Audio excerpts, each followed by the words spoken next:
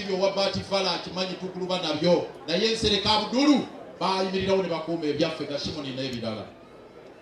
Nsereka Abdulu yatutendekera abaana abakulembeze nga mwe muli ne Honorable Nsereka ono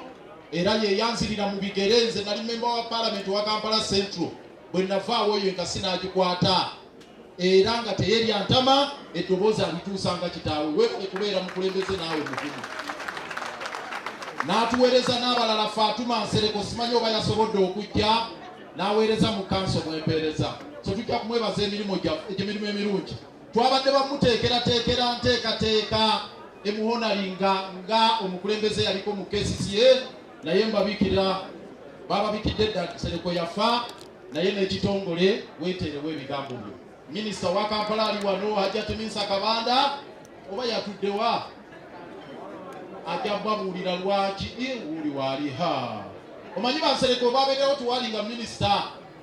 be basalagawo byasembayo naye ffe olumala okusalawo ne basooka nti babiyisaako ewooyo.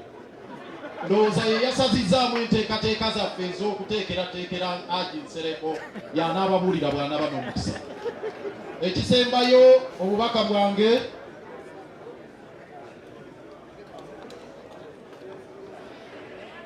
atwanirize former Vice President Mwami Edward Kiwanuka Sekandi mukubire engalo ze omwanguka kuba ye mumanyi enkola yetamala gakolaki nagogera engalo ezimwaniriza.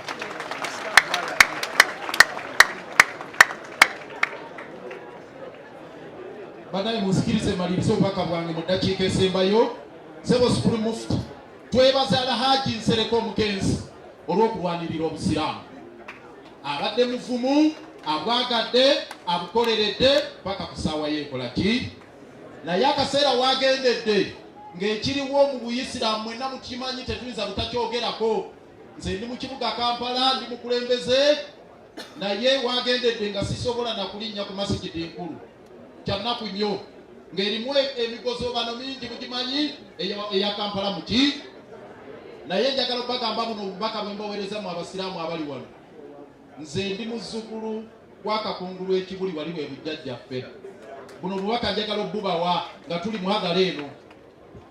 wano we tuli Uganda we yali mu 1985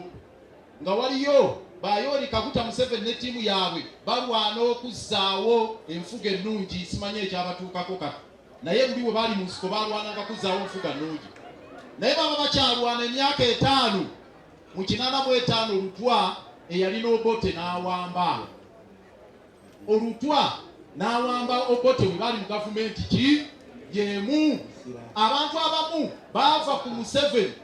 ayali mu nsiko ne bagamba kati kiwedde ekyatutwala mu nsiko ne beegatta kwani ku Lutwa. Gwali mwezi gwa 7/85 emyezi gyayitawo mitono ne gavumenti ya Lutwa neegwirako ne bagendera wamu. Kaakati tubaddewo ne gavumenti yaffe ya Supreme Mufti nga tulwanirira ensonga nga tuli ekibuli abali eri nga bakulembeddwamu Abbas Kiyimba ne Abdu Kiyimba ne bannaabwe nga bali mu gavumenti eri ekodi Kampala balwana kati bawambye gwe babadde bali naye. Kaakati bawambye bwe bamaze okuwamba mulimu abatandise okucacyayika nti bagenda mu gavumenti empya eya Lutwa eyawambye ey'Obote mwenda tujja kubatwala mbakakasa munywere we mubadde mubeere bagumu. Ekisembayo obubaka bwa Mugabe ng'anaatera okugwa baleeta Munangagwa n'asikira Mugabe. Akaseera ng'olutalo lunaatera okuggwa wabeerawo abo ababeerawo okumpi abalaba nti ekintu kigenda ne baagala bakiyolewo temucacyayika. Ekisembayo nga pulezidenti w'FDC kati mpulidde obubaka bwa Muganda ngo nabadde singwa kubyogera Kiyimbo Mbabaali ng'ayogera ku bya security ne ng'ayi lwaki okukudaalira basebo ne banyabo ffenna tukeesa lukya gwe nanga ali wano tukeesa ki tuli ku bwa Katonda tuli ku bwalira era bw'oba oyagala okukakasa ffenaffe tutambula buli omu ali wano abakulu bano buli omu alina emmundu emukuuma nange baagimpa naye ensaasi si mundu nti girina nyina abasirikale abankuuma naye nsiiba mbasaasira bwe nalabye amasasi 13 nti gagenze kuba musumba omusumba ye n'asaba n'agamba bagawukule gagende ewa mukuuma 13 negagenda mu bakuumi netandika okusaasira abankuuma ne bagamba mwekaabire kaakati eyo embeera gye tulimu naye wiiki ejja tugenda kulangirira ffe abaagala enkyukakyuka ez'omugundu kyekiddako nga tutambulira wamu nga ttiimu omukama abankuumire Ssaabasajja Kabaka awangaale n'ebigambo ebyo ku lwa ofiisi tukakanya amaloboozi aggalawo tukakanya amaloboozi ku lwa ofiisi ya Lord Mayor si ku lw'ekitongole ku lwa ofiisi ya Lord Mayor tulina obubaka bwa miliyoni 1 nezikiriza mbuweyo Ssaabasajja Kabaka awangaale tukakanya amaloboozi mukama waffe Katikkiro we n'atuuse mukama waffe Katikkiro we n'atuuse Ssaabaganda Basindaza Nambooze tukakanya amaloboozi omukyalo oyo asigaza obudde butono nnyo kino saba webale nnyo pulezidenti wa FDC bannange kino ekiri wano omugenzi yakikolerera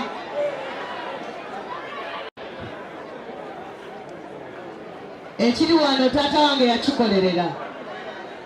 ate ekiri wano muto wange Nsereko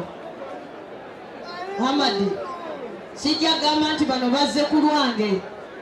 bangi nnyo bategeeredde wano nti nange ndiwa wano naye naawe okikoleredde weebale nnyo weebalire ddala mwanyina miliyoni evudde mu KCCA baginkwasizza nange n'ensiima aba KCCA bebokka nabo abaakategeera nti nange ndi mwana wano sebo owedde abantu amabugo bagampisaako bagakwasa Muhammadi bagakwasa Muhammadi naye aga KCCA gaagano ngalina mukaashi ng'omwana ale nnyo Muhammadi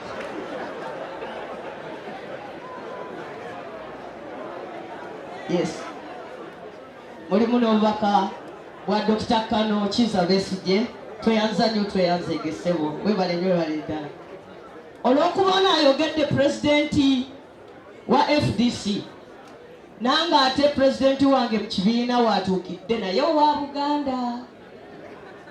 ate ow'ekitiibwa eyakawummula emirimu emingi ow'ekitiibwa Mathias Mpuuga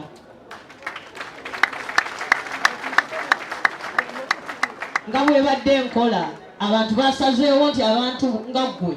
batoola salaamu kakati kukukeeredde jangu wano otoole ku salaamu naye totya jjajjange zaake yazaala abaana abamu n'ababatiza abalala n'abasiramula kyova olaba Sereko akwata kiri Muhammadi nze nenkwata wingi eno kati salaamu osobola ogitoola mu ngeri eyange Mwanyiraze Nambooze agala gezaako kuyigiriza jjajjawe kunuusa bugolo ate nga takwatanga ku mugomba bakadde bange abakulembeddwa mukadde waffe Supreme Mufti ow'ekitiibwa Katikkiro muganda wange ate mukama waffe mu Parliament Honorable Joel Ssenyonyi ow'ekitiibwa Edward Sekandi